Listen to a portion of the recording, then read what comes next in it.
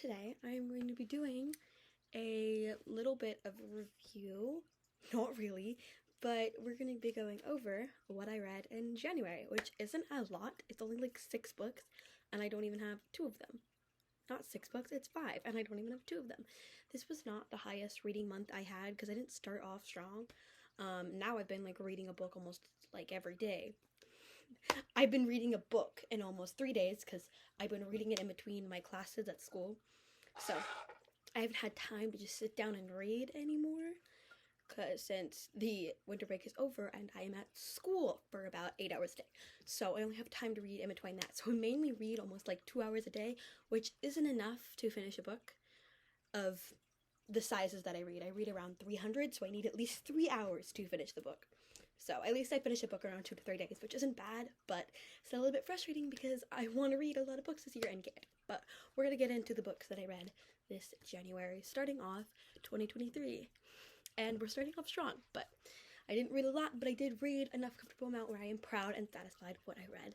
And we're just going to start off at the beginning of the month, where I started off with Astrid Parker Doesn't Fail. This is a lesbian novel. I got it half-price books, so slay half-price books. I got it coming back during winter break, so my tabs are really long. I'm so sorry about that. If that bothers you, the tabs do get better later. But anyways, so I read Astrid Parker Doesn't Fail. This is about an interior designer going back to her hometown to decorate for an HGTV show that she's always wanted to be a part of. So it's like a really big thing for her, and she's decorating this really pretty old inn so it can like reopen. But the granddaughter of the original inn owner is like the carpenter or whatever it's called. I don't even know. She's the lead carpenter in the renovation. So she's obviously they're like stars on the TV show because it's an HGTV show. So they're both interior designer and the carpenter. So they're obviously very important roles. And the Astrid Parker, who's the interior designer, is like very much like modernization, and Jordan, who's the lead carpenter, is very much old, wants to keep the old roots, you know, because it's her family's inn. So it's very good. It's kind of enemies to lovers. Not really hardcore enemies, but they do start off a little salty at first, and they kind of become a little bit more friendly as they get on. And also Jordan has like this long ex that she has issues with, and that kind of comes up. So kind of interesting. Not super slow burn, but you know, it was a quite nice little enemies to lovers kind of thing, and kind of some, you know, saltiness, and there are some kind of playthings that made me giggle, and obviously I had some moments that I liked, especially in the middle of the book was probably apparently the best part, but it was a very good. I'm giving it out of 5 stars. I'm probably going to give it like a 4, maybe a 3.5. Wasn't super up there in the books I read this month, but I truly did enjoy it, and it was a really great way to start my year, and I do really recommend. And then the next book that I read in the year was Home Field Advantage, which I don't know where the paper cover went, but, you know, this cover's fine too. Home Field Advantage is about, oh my god, I really need the back title, but anyways, it's about this football player named Jack who is transferring to a school her senior year. Yes, Jack is a girl and is taking place of a quarterbacker who died. So it's a quarterbacker named like Roger or something died the season before, and everyone's really depressed. And the new quarterbacker is a girl, which is a really big deal because all of them have been boys. All of them are still boys on the team. And a new girl comes in and takes their dead quarterback's place, so it's kind of like dismantling his honor, as most people see it when it really isn't. But so she's having a hard time fitting in, and then the cheer squad is trying to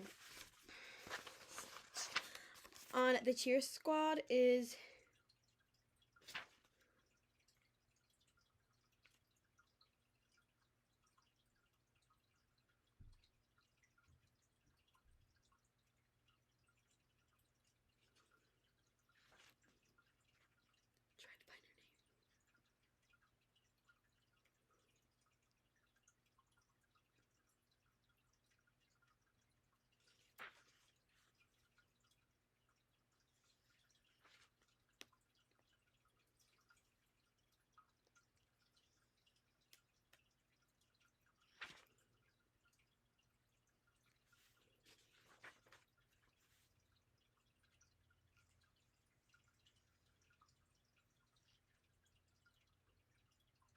Oh, so Jack is the quarterback, and she's a girl, and everyone's really shocked by it. And then the cheerleaders go and try to... But her real name is Jacqueline, and she goes by Jack. And so everyone, before she even arrived, assumed she was a boy, just based on her nickname that she liked being called, which was Jack. And then the cheerleaders go to welcome her, like their welcome cookies or whatever, surprising in the quarterback's locker.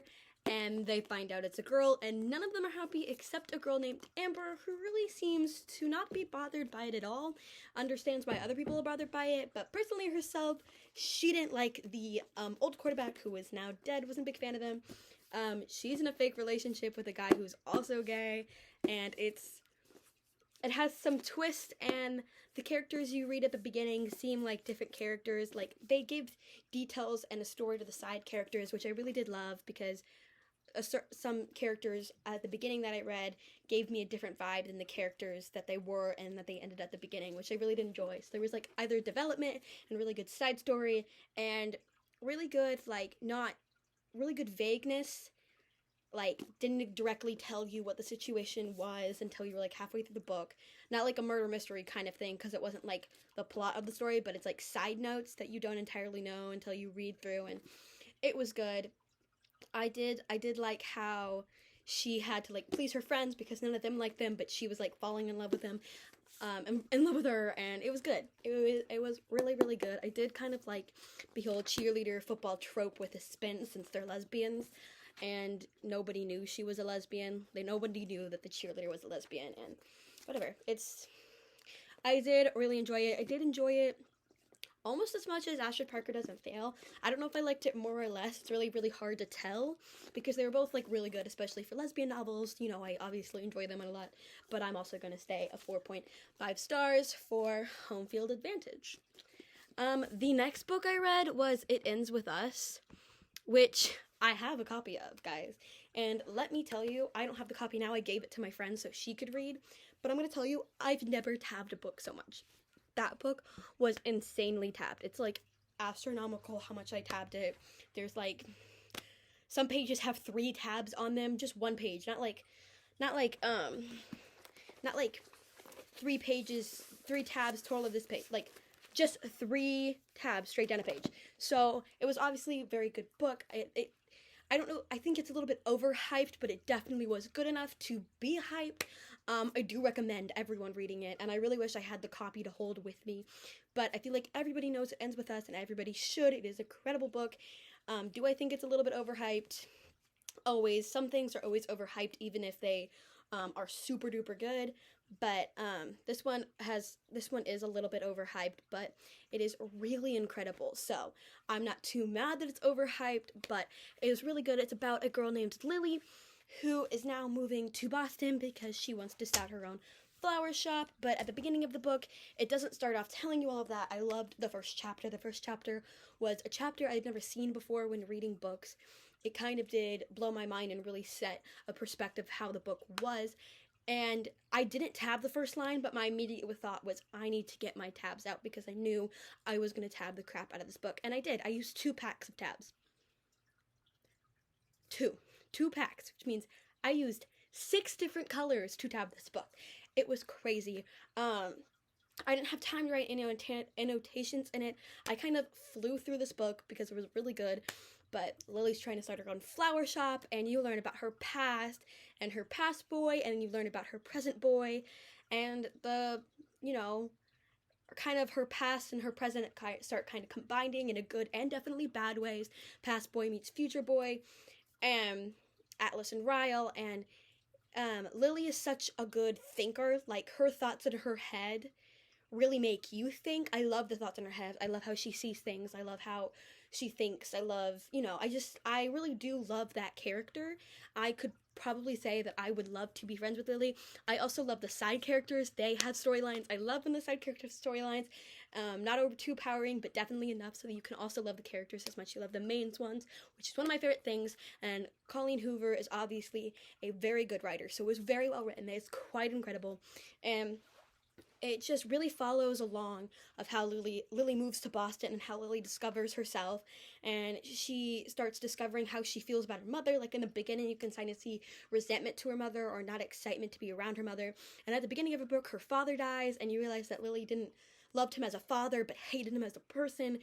And it's all these kind of crazy things, and Lily always had this mindset when she was younger, and she kind of looks back on it and realizes from personal experiences why things are happening. And it's quite crazy. It's a lot of character development. It's a lot of frustration. I threw the book down a lot. I thought Lily was kind of stupid in some points, especially with a relationship, because bad things happen and you don't know how to react and whatever. But it truly did end up really, really good, and I have the second book. I just haven't read it yet, so I'm really looking forward to reading the second book, which is It Starts With Us, and it really does hit and flow, and it's great. But It Ends With Us is a real masterpiece, and I truly did love it. I wish I had it here to hold you. I really hope I gave enough description, but I'm really excited about it. So it's obviously a fantastic book. Obviously, some characters are negative, but that's who they are supposed to be, creating conflict in the story. But so it's really good. A lot of character development, a lot of figuring things out. Not like figuring out plot twists, it's just like figuring out things about the character and figuring out past about the character. It's a lot of character development, which I truly enjoy. And then the romance is good. I mean, they do have a lot of sex. There is some smut thrown in there pretty often, and sometimes some of the scenes can be a little like intense, like some of the bad scenes are a little intense. So obviously it's for upper people, high school and up, obviously, unless you think you can handle it. But that is just kind of a warning from me. But I truly did enjoy it, and I understood the hype, and it really was incredible. But so I rate that one a 4.5 out of stars, because there is no such thing as a perfect book. But then again, with me, you never know. But truly, that book was very, very good, and I do understand why everyone loves it, because I love it too. The next book that I read was another kind of famous, well-known book. It's The Inherit Games by Jennifer Lynn Barn. So this book is a mystery with a little bit of romance thrown in. Not a lot. I thought there was gonna be more, but truly I am not mad about it. This book was very, very good. So The Inheritance Games there's Avery Grams, which if you were on Book Talk, you have seen people do edits of her. Anyways, she is a kind of broke down girl who her dad is kind of deadbeat and her mom's dead, and she lives with her older sister, Lily, I think that's her name.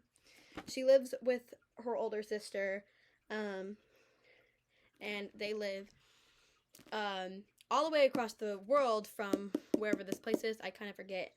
But then, and Avery's older sister has this boyfriend who's terrible to her, and they are on and off, and Avery absolutely hates him. And then Avery gets called to the office at school, and there's this guy sitting next to the principal named Grayson Hawthorne, and he is very demanding. He has gray eyes, which I remember her talking about all the time, so it's like prominent in my brain. When I think of Grayson, I think of his gray eyes. And he's calling her to Texas because their grandfather left her place in his will. And you will figure out she has no clue who he is. Thomas Hawthorne, she's never met or seen, according to her. And so she goes down to Texas, and at the reading of the will, he leaves his whole inheritance, his house, his $4.2 billion to a girl who technically never met. So she has absolutely nothing and gets the whole family's inheritance. So that's absolutely crazy. There's 2 aunts, 4 sons and 1 aunt, and there's a lot of hatred towards her. And then you talk about the 4 brothers, the Hawthorne brothers, who are the grandson of Thomas Hawthorne, who left her all that money. So that's absolutely crazy. And so everyone's kind of like mad at her, and there's like restrictions. And one of the restrictions is she has to stay and live in the house with the people that probably hate her the most for a whole year, or she loses the money. And the thing is, she can't kick any of them out unless there is a good, solid reason. I don't remember what the requirements or reason are, but you know, if she feels threatened or whatever, she is allowed to kick them out. So she's kind of stuck with people that she accidentally took their inheritances of without even knowing the person that gave the inheritance to her, which is absolutely crazy. I love the storyline. It's such a mystery on why Thomas Hawthorne left the mystery, and also Thomas Hawthorne left letters to each one of them at the will, and there's some cryptic things in there. The letters don't actually make sense when you look at them from a human eye, but Avery is oddly smart, and when she explains things and does things, it kind of blows my mind because it makes absolute sense when she does it, and she's widely smart. And then you also meet Jameson, who always saw his grandfather as a player. Like, they did puzzles as a kid all the time. All four brothers were participating in puzzles every Saturday morning, whatever. And so Jameson thinks that this is another game that his grandfather left, the final puzzle to solve. That's what he thinks Avery is. He thinks it's a key to puzzle, and Avery thinks that she, you know, it's kind of crazy. It's all like a game, it's a trick, it's a puzzle that the old man left them to solve in his will. One last game for the brothers to play.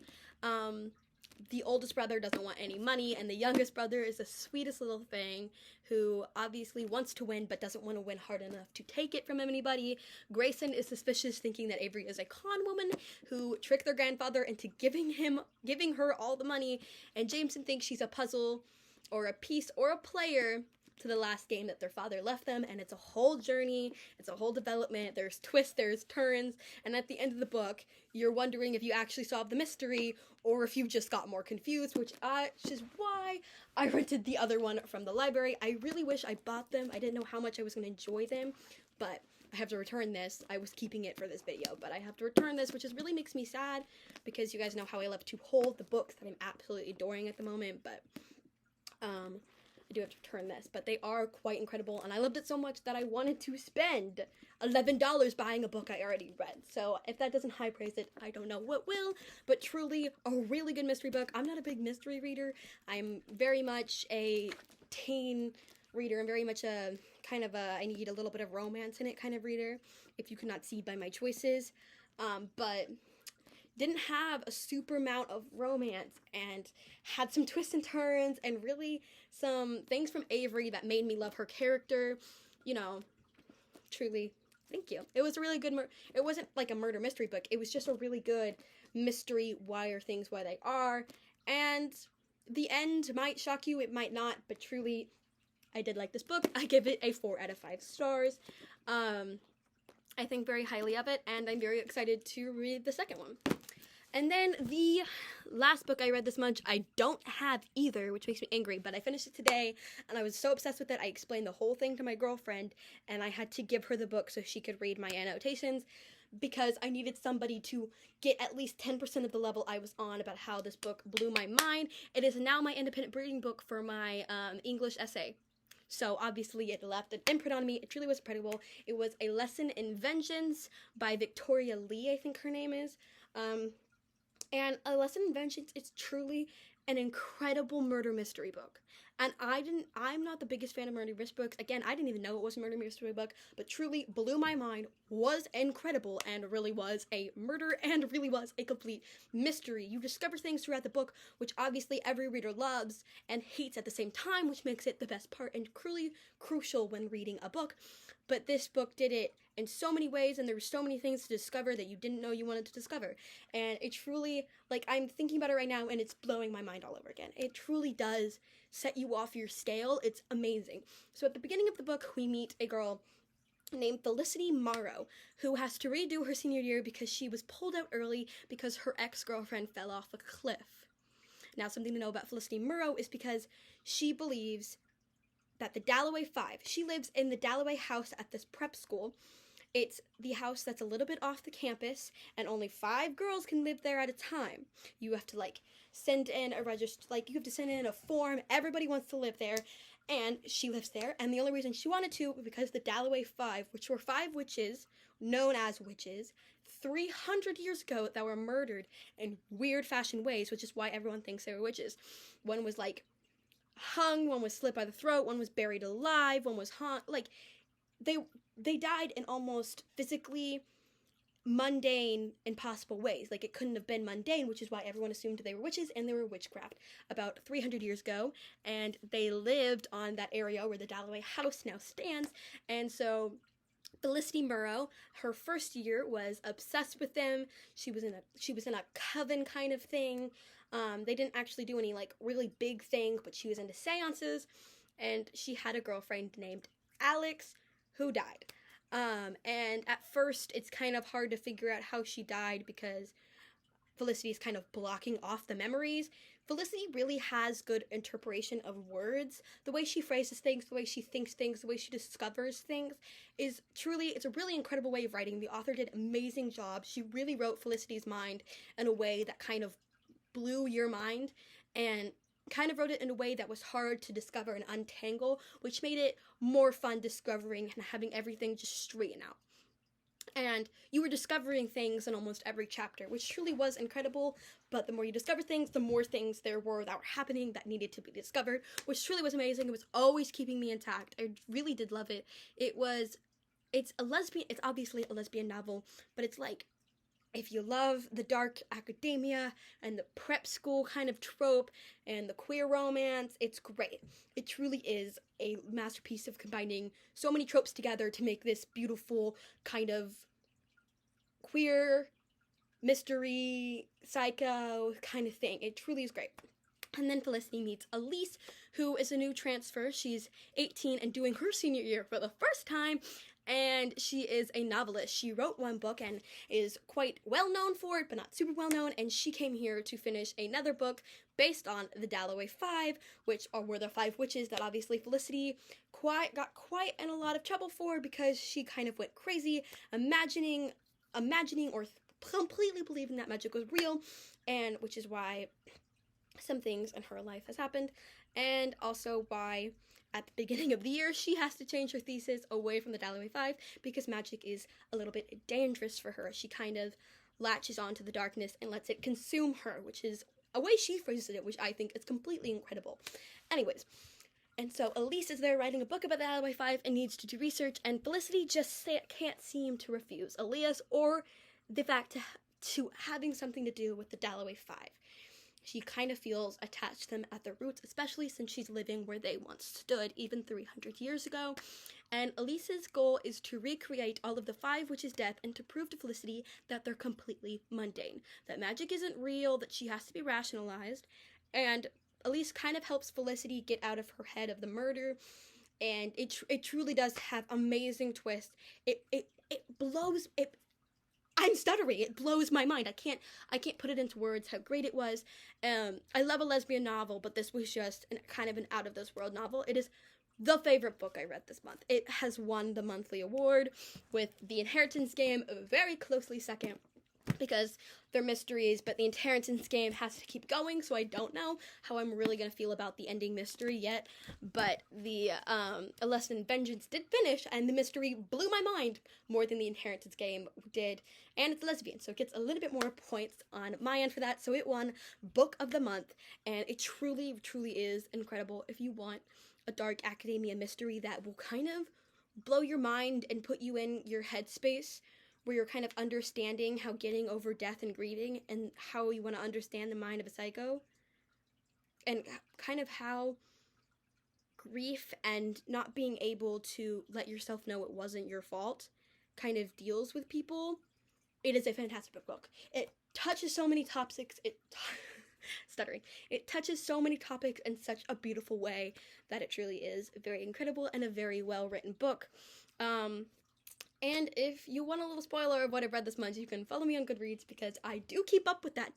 I haven't been so good about it in the past, but I am keeping up with it because I want to reach my reading goal to have something to validate myself at the end of the year to prove that I love reading, even though apparently it's not good enough for me having almost 200 books.